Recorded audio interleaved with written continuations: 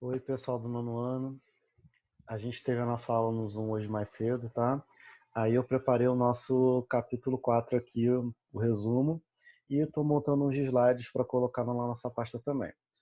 Como eu falei com vocês, a gente já tinha combinado, eu dei o primeiro capítulo 5 e agora estou dando o capítulo 4, tá? Para a gente poder seguir na linha do tempo certinho, sem ter que ficar indo e voltando toda hora.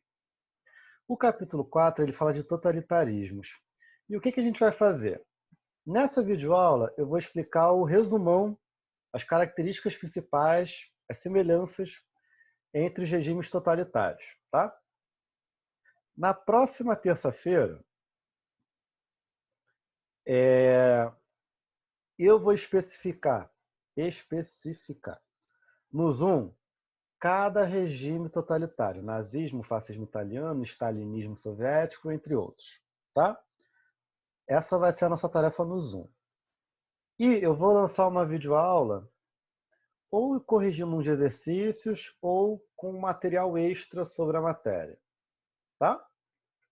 Ou então eu faço esse material extra na aula seguinte no Zoom de novo, tá bom? Mas hoje, por enquanto, vou tentar ser mais breve aqui, tá? Para dar tempo de vocês irem estudando com calma também. Então vamos lá. Totalitarismo é um regime político, tá? Altamente centralizador. O que isso significa dizer? Quer dizer que o poder geralmente está concentrado nas mãos de uma pessoa, em específico, num líder, como a gente vai ver nas características já já. Ou em um partido também. Mas o partido geralmente tem também uma liderança. Tá bom? Então, sobre o totalitarismo, isso é extremamente importante. Todo regime totalitário tem uma ideologia que o sustenta. Tá bom? Por que eu estou dizendo que isso é muito importante? Porque há uma diferença entre um regime autoritário e um regime totalitário. O regime autoritário é muito parecido com o outro, mas não há uma ideologia num regime que seja apenas autoritário. Uma ideologia é algo que convence a sociedade que aquele regime é necessário, que ele é bom. Geralmente há um inimigo a ser combatido num regime totalitário, um inimigo criado pelo regime, como o comunismo já foi, como o judeu, como o negro, como as minorias, entre outros. Sempre é construído um inimigo a ser combatido, tá? Tanto que está sendo dito no resumo. Nessa ideologia existe o culto à liderança e a perseguição a minorias étnicas ou minorias sociais também. Eu vou consertar aqui. E quando que o totalitarismo se desenvolve? No período entre guerras, ou seja, com o fim da Primeira Guerra Mundial e o início da Segunda Guerra Mundial, naquele momento ali. E quais serão os motivos essenciais para esse totalitarismo se desenvolver? Teremos três principais. Isso em várias nações na Europa e na, na União Soviética e até no Brasil, tá bom? Que serão, primeiro, Grande Depressão Econômica. Temos o fim da Primeira Guerra Mundial, que vai deixar a Europa destruída e a Rússia em crise também, já que ela participou de boa parte da guerra.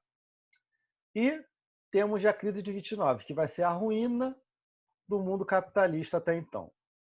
Tá?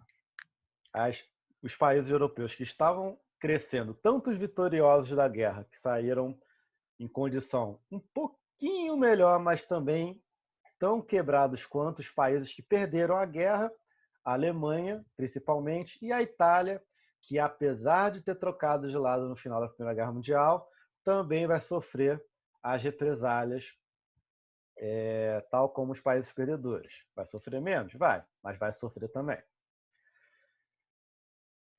Os Estados Unidos, que até então era a grande potência capitalista do momento, bancando a reconstrução europeia, os países capitalistas da América Latina também, no caso do Brasil, que vai sofrer por causa da exportação de café, que vai diminuir bastante, e entre outras características, tá? Então, Grande Depressão Econômica. Lembrando que a União Soviética não vai sentir o impacto dessa crise porque a economia soviética está fechada em si mesma. Tá bom? É a economia socialista, de base socialista. Tem o controle do Estado a todo momento, algo que os países capitalistas já até então não tinham, já que muitos deles eram nações altamente liberais, com pouca ou até mesmo nenhuma intervenção do Estado na economia. Isso vai gerar o New Deal nos Estados Unidos, a gente já falou sobre isso, tá? Outro motivo, medo do socialismo das nações europeias. A Revolução Russa de 17 fez algo inimaginável até então. Um povo insatisfeito com a exploração que sofria de uma monarquia acaba com o regime czarista e instala um regime socialista, de intervenção do Estado na economia, de reforma agrária, de políticas públicas, tudo mais. Tanto para o bom quanto o lado negativo da Revolução Russa, que a gente já comentou um pouco. Tá? Logo, a ideologia socialista ela fica muito popular nas camadas operárias, urbanas, tá? E nas camponesas, no caso da China. Então, o medo das nações europeias é o seguinte: a crise está tão pesada lá que eles têm medo de que essas ideias socialistas se popularizem na Europa, já que muitas delas, inclusive, foram desenvolvidas na Europa no fim do século XIX, como Marx, como Engels, na Alemanha, entre outros também. Então, eles precisam de uma garantia de que esse socialismo não vai ser reproduzido nos países europeus, que os socialistas não consigam chegar ao poder nessas nações. E os Estados Unidos não vai interferir, mas vai ficar atento ao que está acontecendo. Mas até então a política dele era de não intervenção. Além disso, revoltas sociais contra a situação de miséria vão passar a acontecer nessas nações onde os regimes totalitários vão existir. Pessoas insatisfeitas com a situação que viviam e que, das duas, uma, ou vão comprar a ideia do regime socialista soviético, vão querer fazer a mesma coisa, ou vão comprar a ideia dos líderes totalitários que vão ganhar popularidade a partir daí. Agora, todos os regimes totalitaristas, tanto desse momento como de outros momentos da história, eles têm características em comum. Vamos falar delas agora. Primeiro, nacionalismo exacerbado, também chamado de ultranacionalismo. Serão nações que vão defender a nação, serão sociedades que vão defender a sua nação a todo custo. E para isso, elas vão criar inimigos para mostrar que aquelas pessoas que estão na nação não são verdadeiros patriotas, por exemplo. São pessoas que devem ser perseguidas porque elas desvalorizam a nação, são um perigo para a nação. Um caso muito claro de um inimigo que vai ser construído, no caso do nazismo, serão os judeus. Eles serão responsabilizados pela crise na Alemanha, por enriquecerem à custa da miséria dos alemães, não são o verdadeiro povo alemão, porque eles estão sempre viajando ao longo da história, não fazem parte da nacionalidade alemã, entre outros pontos. Tá? Isso a gente vai falar quando entrar em nazismo. E na União Soviética, a mesma coisa vai ser reproduzida, tá bom? No caso, dentro do stalinismo, a valorização da grande União Soviética, da mãe Rússia, por assim dizer. Tá? Além disso, temos o culto ao líder, uma liderança em cada ideologia totalitária vai ser estabelecida. No nazismo teremos Hitler, no fascismo italiano teremos Benito Mussolini, no stalinismo o próprio nome, Stalin, Joseph Stalin. Tá? No salazarismo teremos Salazar, no franquismo teremos Franco e no Brasil, com o varguismo, teremos Getúlio Vargas, no Estado Novo, que a gente ainda vai ver sobre ele, que ele é um caso extremamente importante para a nossa história. Além disso, há uma limitação dos direitos individuais, ou seja, o cara, no regime totalitário, ele deixa de ser entendido como uma pessoa, e sim como membro de uma coletividade. E o Estado, o governo totalitário, garante que aquele cara tem que fazer parte do grupo, porque senão o Estado se volta contra aquele indivíduo. Da mesma maneira que o próprio grupo, convencido pela ideologia, vai se voltar contra aquela pessoa também. Tá? Além disso, temos o forte uso de propaganda e de símbolos nacionais que vão valorizar a nação, que vão valorizar o governo, dizer que o governo é tudo do bom e do melhor, quando na verdade não vai ser bem assim. Exemplos: propagandas nazistas que vão dizer que o campo de concentração era uma maravilha, era um acampamento de judeus, onde eles viveriam em harmonia, viveriam bem. Teremos, no caso do Brasil do Vargas, eu acho que vou até... Não vou colocar um segmento sobre o Vargas não, porque a gente tem uma matéria só para ele. Teremos a criação de cartilhas educacionais, panfletos educacionais, em que o presidente seria o melhor presidente de todos os tempos no Brasil, que estaria preocupado com a educação e tudo mais. Temos o símbolo de a suástica nazista, temos a foice e o martelo soviético reproduzidos. Muito. Alguns símbolos que já existiam, como a foice e o martelo, que são utilizados. Outros símbolos que são desvirtuados de sua origem, como a suástica, que ela tinha um outro significado, e a suástica nazista ela muda esse significado, tá? Entre outros. Temos também a valorização da força e da violência contra os inimigos do Estado. Temos a questão do unipartidarismo, ou seja, um único partido político vai tomar as decisões, todos os outros partidos políticos ou serão absorvidos ou serão perseguidos e destruídos.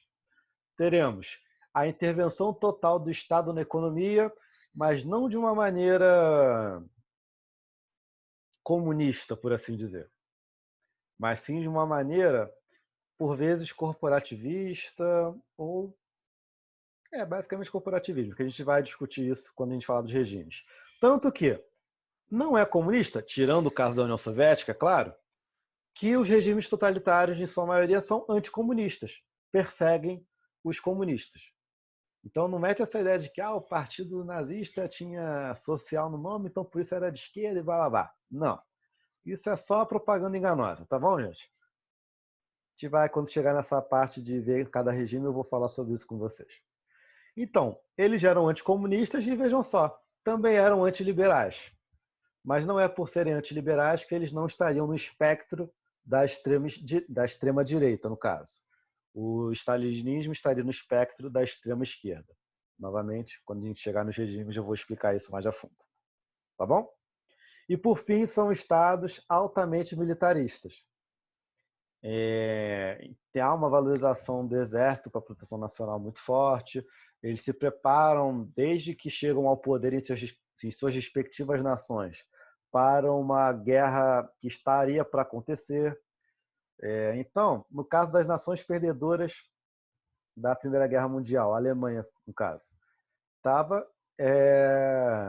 uma das medidas do Tratado de Versalhes era justamente ela ter o seu exército enfraquecido. Só que quando Hitler vai crescendo na sociedade alemã, isso vai sendo negligenciado. E chega um momento em que o exército do Terceiro Reich, do Império Alemão, do novo Império Alemão, acaba se tornando um dos mais poderosos da Europa. Tá?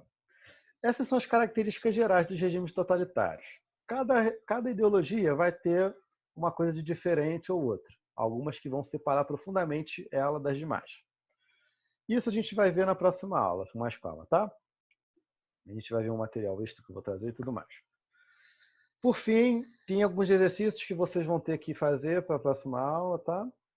É bom vocês irem fazendo isso, galera, porque eu não vou reduzir o nível de avaliação, então vai se dando prosseguimento aí, principalmente a galera que vai prestar prova de concurso, porque essa matéria, nos concursos que cai história, ela gosta de cair bastante, tá? E basicamente é isso, ficamos por aqui hoje, na próxima aula nós voltamos, tá bom, galera? É isso. Tchau, tchau, gente. Vou ficar por aqui.